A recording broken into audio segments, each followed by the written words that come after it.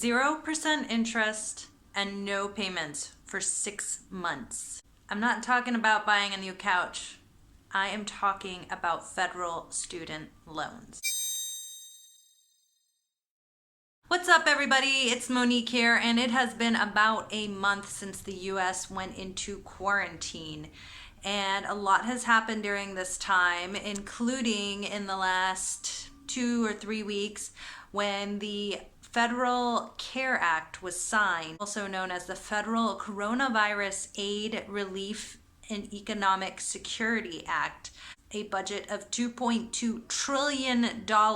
It covers a whole bunch of different things, from support to small businesses, big businesses, individuals, healthcare. I mean, it covers a huge range of things, and it's probably most famous for that $1,200 payment that most Americans will be getting at some point, but who knows when. In this video, I want to talk to you specifically about the portion that deals with federal student loans and how that could impact you, as well as my plans for handling the situation.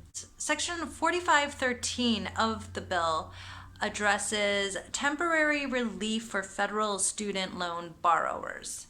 I'm going to just read this to you real quick because we're all about the fine print here at Fine Print for Life. So, A.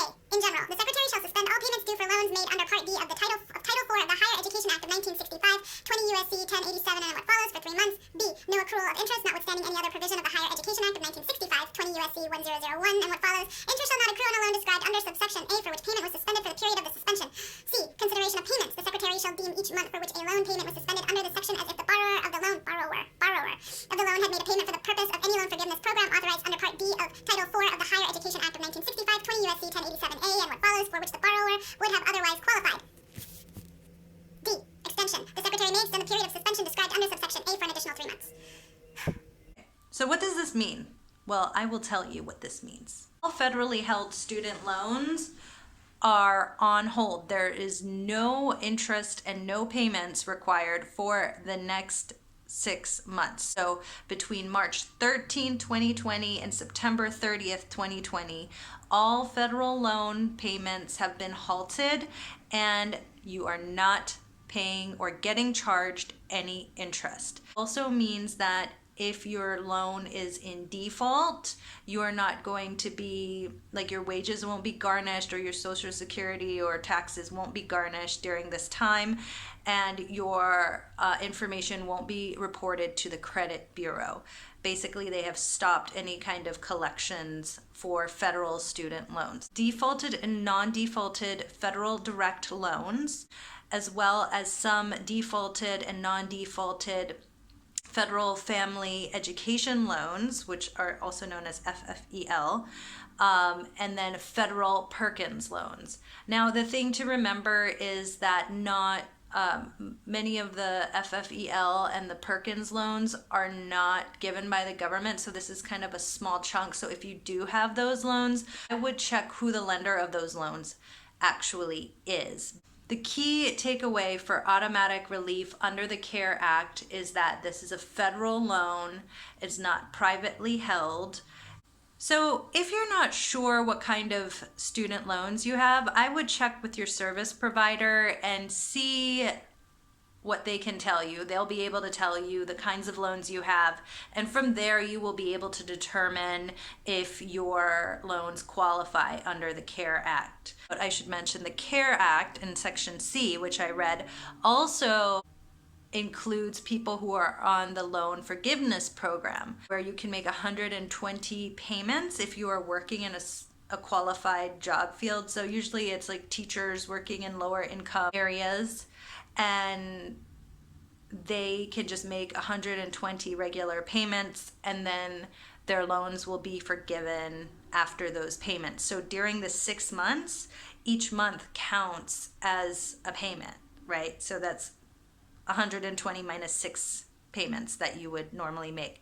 So if you are qualified for the loans, what should you do? Well, you don't really need to do anything because they've automatically put your account into forbearance and stopped interest payments. I received a letter last week from myfedloan.gov telling me in very clear and concise language exactly what I'm telling you. Basically, they just laid it all out. Here are the loans that qualify. Here's what we're doing. You don't have to pay anything. We're not going to be reporting anybody to the credit bureaus, and that no action needs to be taken at this time. Now, you can make payments if you want. If you do make payments, you'll have to do them manually because all auto payments are stopped. What now? What does this mean? What should we do with this? So just to give you an idea, the average loan payment is about $393 a month. And if you're not paying that for 6 months, that's $2,358 that you can accrue in the 6 months. And I think it depends on what financial situation you're in on the best steps to handle this and to navigate this. So I'm going to lay out 2 or 3 scenarios for you, and you can figure out what works best for you. If you find yourself in this situation where your loan does qualify for this pause and this relief, and you have lost your job or are not sure about your future or have had a significant cut in income, then at this point I would just use that extra money to live and stay afloat. I feel like having one less thing, this is one less thing you have to worry about now, and you can just put it out of your mind for 6 months and focus on getting the things that you need to get done to survive. That I think that is a really great option, and it should bring you some peace of mind to know, okay, here's one less thing that I have to deal with. Another scenario to consider is that if you are still working and you're not so worried about job loss, or maybe you are worried about job loss, just save that money. Instead of making the payments, put it aside in a savings account and just say, I am not going to touch that money. Act like you had to pay your student loans and just put it in a savings account. By the end of 6 months, you're going to have a pretty nice lump sum saved up. And you know what? Even if things get back to normal, you will have a big lump sum to put toward your student loans. And if things don't clear up, then you will have that extra cushion.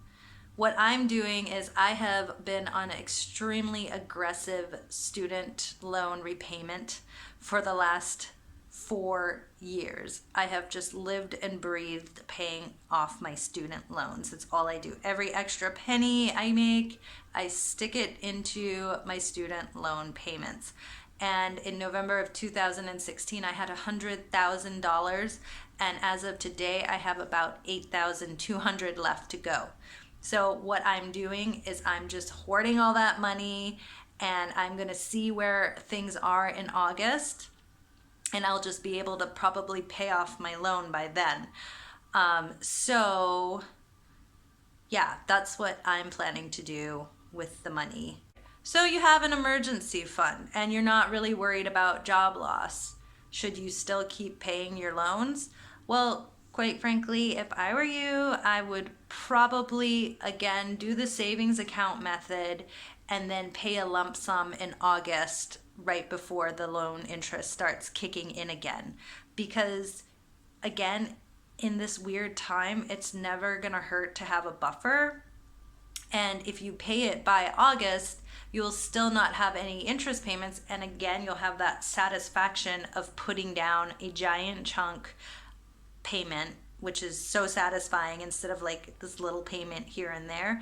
I'm curious to know, what are some things that you are doing during this time with your student loans? Do you have federal loans? Do you have private loans? How are you handling everything? I would love to know. Thank you so much for watching. As always, it's great to talk to you, and see you next week. Bye.